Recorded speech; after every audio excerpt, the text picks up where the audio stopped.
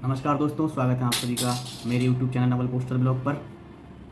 जैसा कि मैंने पिछले वीडियो में बताया था कि मैं पोस्टमैन के डाक वितरण से संबंधित क्या क्या हिदायतें हैं, डाक का वितरण किस प्रकार होना चाहिए, क्या क्या उसको सावधानियां बरतनी चाहिए, इससे संबंधित ये वीडियो थोड़ा लंबा हो जाएगा। और इसी प्रकार इस विषय पर मुझे 3 या 4 पार्ट में वीडियोज़ बनाने पड़ेंगे पूरा समझने के लिए।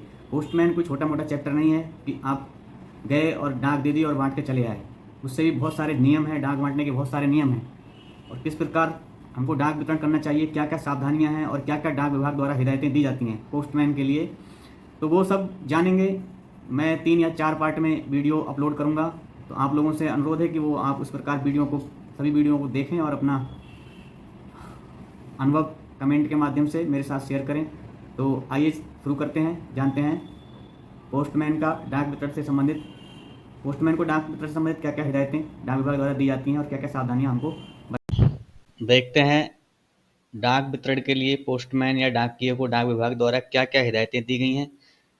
ऐसे 3 या 4 पार्ट में वीडियो बनाऊंगा, तो आप सभी लोगों से अनुरोध है कि आप समस्त वीडियो को देखें। तो शुरू करते हैं। देखो, नंबर 1 पे जो हिदायत सबसे पहले हिदायत दी गई है वो ये है कि पोस्ट मास्टर द्वारा निर्धारित गश्त सीमा, हर पोस्टमैन की एक बीट निर्धारित की जाती है। तो गश्त सीमा से कदापि आपको विचलित नहीं होने, मतलब उसी में रहना है, उस दायरे में ही रहना है। उससे ये अपेक्षा की जाती है कि वो उसे सौंपी गई वस्तुओं को उसकी अपनी गश्त सीमा के भीतर रह रहे व्यक्तियों को यथासंभव वितरण करे। 2 चीज़ें हैं इसमें, एक तो आपको उसी सीमा में रहना है, जो आपकी बीट है, जो निर्धारित एरिया है उसमें ही रहना है, उससे कभी भी बाहर नहीं जाना है। ऐसा नहीं किसी और की डाक बांटा है अपनी मर्जी से, या किसी का पासपोर्ट है और चले गए बांटने की बख्शिश मिलेगी, ऐसा नहीं है। उसमें कार्रवाई होगी आपके ऊपर अगर आप ऐसा करते हैं तो। दूसरी जो हिदायत है वो ड्यूटी के निर्वहन करते समय, अगर मान लो आप ड्यूटी पे हैं तो कोई व्यापारी या कोई आदमी या कोई मिलता है आपको व्यापारी, वो कहता है कि मेरे कुछ पंपलेट वगैरह हैं, विज्ञापन है, हस्तपत्र हैं या सूचनाओं को वितरित करना निषेध है, को कह दे कि लो मैं तुम्हें 100 150 200 रुपये दे देता हूँ, तुम डाक तो बांटते हो, घर घर ये भी फेंक देना या दे देना लोगों को। तो ये बिल्कुल गलत है, ऐसा नहीं करना चाहिए। इसके लिए हमारे डाक विभाग में अलग से अ, एक सुविधा है, वो डाक विभाग में ही है।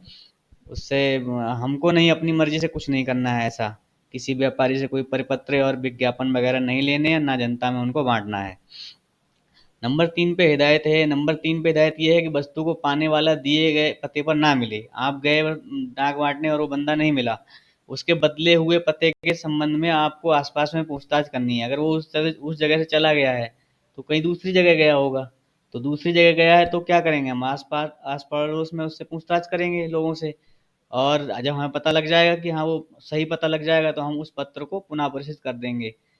ऐसा पार्सलों में नहीं करना है, किसी व्यक्ति का पार्सल है तो उसको नहीं करना है, बाकी डाक के मामले में ऐसा करना है।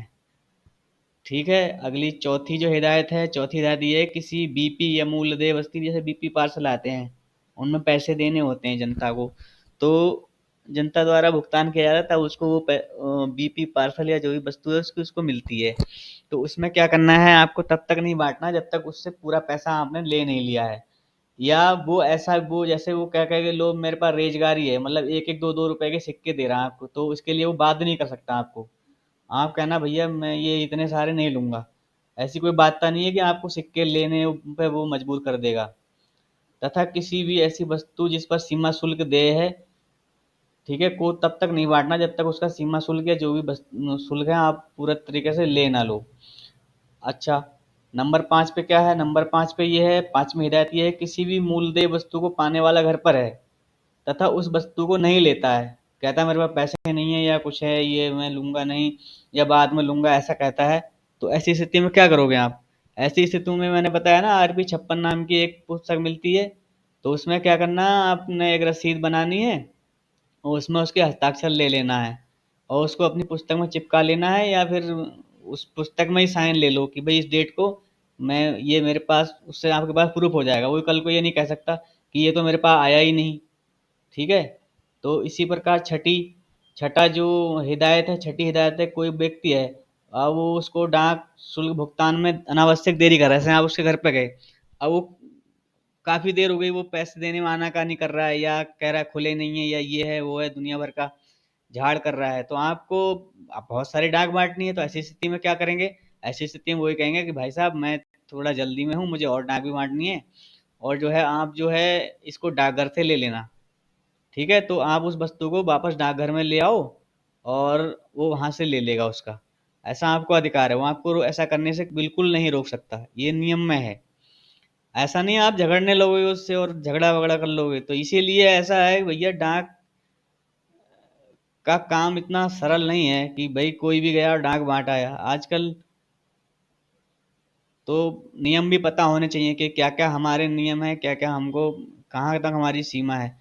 तो अब सातवीं हिदायत जो है, 7 हिदायतें ही इसमें बताऊंगा इस वीडियो में। 7वीं हिदायत जो है, वस्तुओं पर पता लिखना। अब मान लो कोई वस्तु है कि ऐसे ऐसी भाषा में लिखी है कि पाने वाला उसको पढ़ नहीं सकता, तो आप जो है उसको उसकी भाषा में, पढ़ने वाले की भाषा में